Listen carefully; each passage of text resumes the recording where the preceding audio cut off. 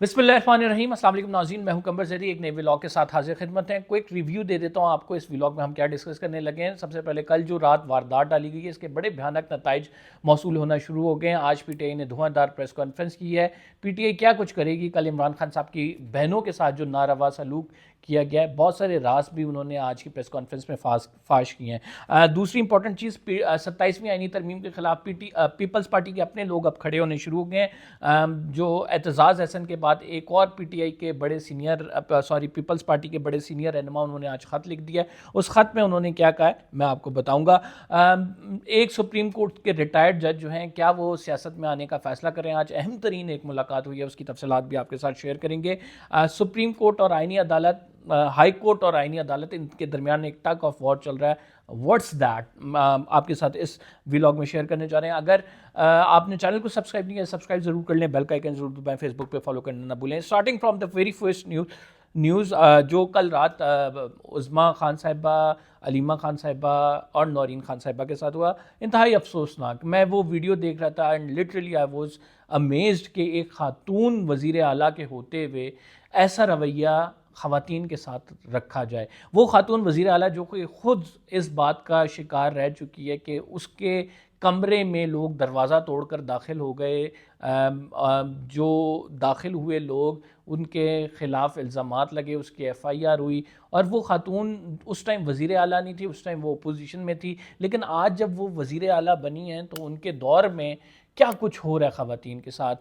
वो मरीम नवाज़ जो ये कहती हैं, उनकी तर्जमान ये कहते नज़र आते हैं कि औरतों की कहीं हरासगी का मामला हुआ, औरतों को कहीं घसीटने का मामला हुआ, औरतों के हकूक़ कहीं मुतासर हो रहे हुए तो हम ड्रोन सर्वेलेंस करेंगे। तो वो वज़ीर आला जो कहती हैं कि हर औरत का तहफ़्फ़ुज़ को यकीनी बनाना पंजाब हुकूमत की सबसे बड़ी ज़िम्मेदारी है।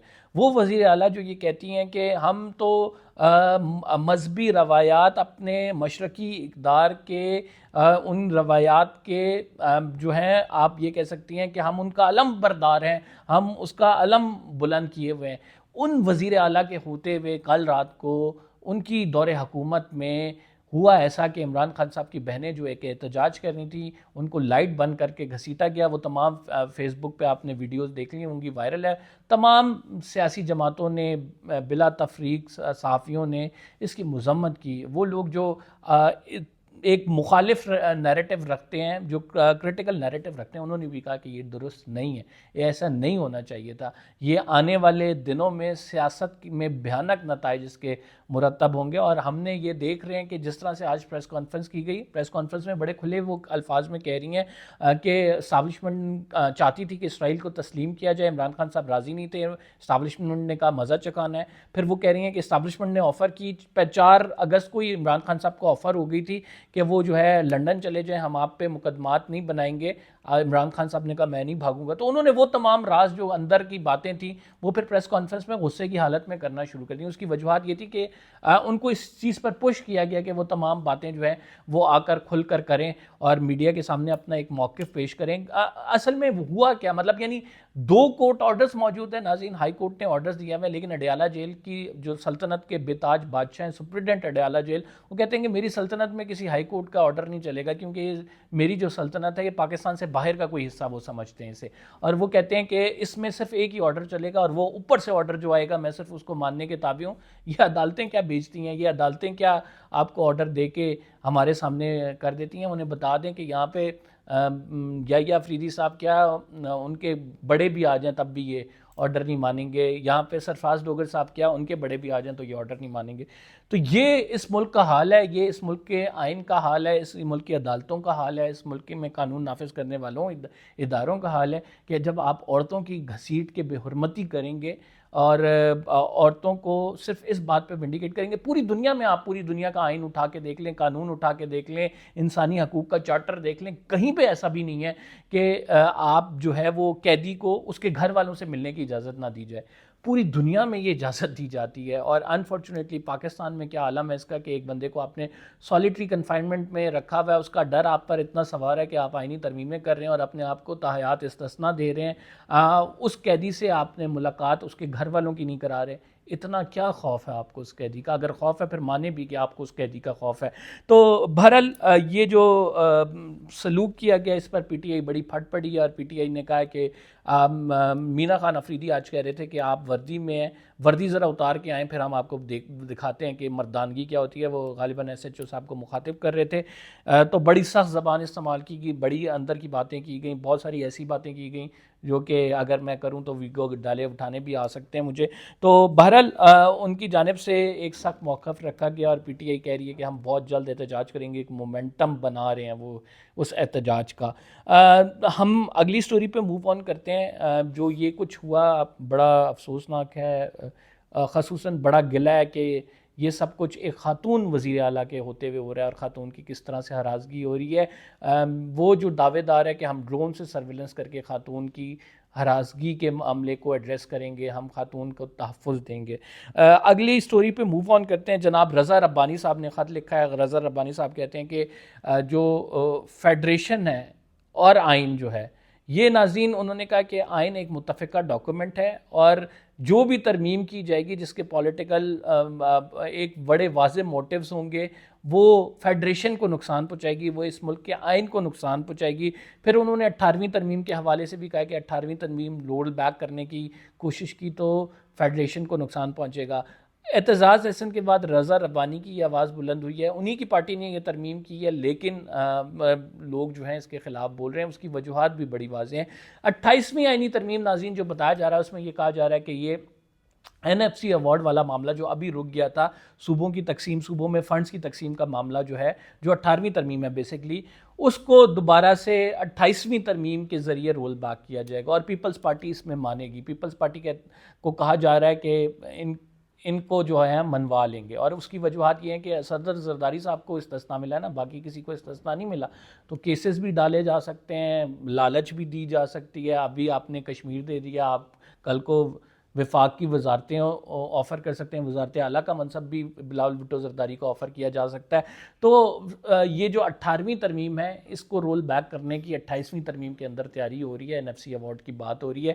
اسی وجہ سے پیپلز پارٹی کے اندر سے آپ کو یہ آوازیں اٹھتی ہوئی بھی نظر آ رہی ہیں. رضا ربانی ہو گئے، اعتزاز احسن ہو گئے، یہ لوگ اپنے تحفظات کا اظہار کر رہے ہیں.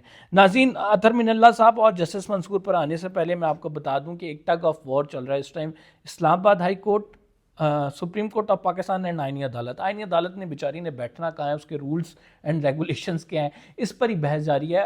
آپ کو معلوم ہے کہ سپریم کورٹ میں آئینی عدالت کے جج جسٹس امین الدین خان صاحب بیٹھنا چاہتے تھے، جسٹس یحییٰ افریدی نے اجازت نہیں دی. پھر ان کو اٹھا کے آپ نے جو ہے وہ جسٹس سرفراز ڈوگر کی عدالت میں کر دیا. جسٹس سرفراز ڈوگر کو کورٹ روم نمبر 2 دے دیا. اب امین الدین خان صاحب چاہتے ہیں کہ وہ پوری عدالت اسلام آباد ہائی کورٹ پر جو نئی بلڈنگ ہے اس پر وہ رہیں، اور جو اسلام آباد ہائی کورٹ ہے وہ پہلے جہاں پہ تھی، آپ کو پتہ ہے یہ G10 میں جو تھی، وہاں پہ ٹرانسفر کر دی جائے.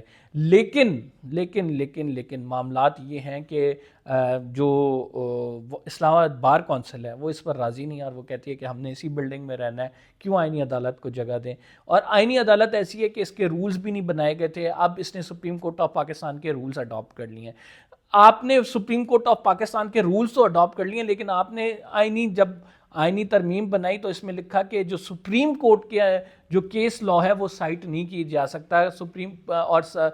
سپریم کورٹ کا جو کیس لا ہے اس کو فالو کرنے کا آئینی عدالت پابند نہیں ہے. تو ویری انٹرسٹنگلی ایک طرف تو آپ یہ کہہ رہے ہیں کہ رول جو ہیں سپریم کورٹ آف پاکستان کے اپلائی ہوں گے آئینی عدالت میں، دوسری طرف آپ نے ترمیم کے اندر یہ لکھ دیا ہے کہ سپریم کورٹ میں جو عدالتی نظیریں موجود ہیں فیصلوں کی صورت میں ان کو آئینی عدالت فالو کرنے کی پابند نہیں ہے. It's very ridiculous. لیکن یہ چلیں معاملات اسی ریاست میں ہو رہے ہیں. یہ عجوبی قسم کی ترمیمیں ہیں وہ آ رہی ہیں، اور ان کے جو نتائج ہیں وہ آپ لوگوں کے سامنے آ رہے ہیں. وقتاً فوقتاً مزید یہ چیزیں ایکسپوز ہوں گی. اطہر من اللہ صاحب نے ناظرین ملاقات کی ہے. وہ ملاقات انہوں نے کی ہے بلوچستان نیشنل پارٹی کے نائب صدر ساجد ترین صاحب سے. یہ تحریک تحفظ آئین پاکستان کے رہنما ہیں جو محمود خان اچکزئی لیڈ کر رہے ہیں. پی ٹی آئی اس کا ایک حصہ ہے. جے یو آئی ایف نے ابھی تک شمولیت اختیار نہیں کی ہے، لیکن بلوچستان نیشنل پارٹی اس کا حصہ ہے. آج جسٹس اطہر من اللہ کی اس ملاقات سے تھوڑا سا ہمیں آئیڈیا ہو جاتا ہے کہ کیا اطہر من اللہ صاحب ویسے بھی پالیٹکس میں انٹرسٹڈ تھے، مطلب ایک ان کی جو جمہوریت کے حوالے سے نگاہ ہے، ان کے جو فاصلے ہیں وہ یہ بولتے ہیں کہ وہ جمہوریت کے حامی ہیں، کیا وہ پریکٹیکلی سیاست میں آئیں گے یا نہیں، یہ تو ابھی ایز آف ناؤ جو ہے فیصلہ نہیں انہوں نے کیا. لیکن جو ملاقاتوں کا ایک سلسلہ شروع ہو رہا ہے یہ اس طرف اشارہ ضرور کر رہا ہے کہ justice Athar Minallah Sahib might be possible they will join this movement, اور ان قریب آپ کو ایک بڑی موومنٹ ضرور نظر آئے گی.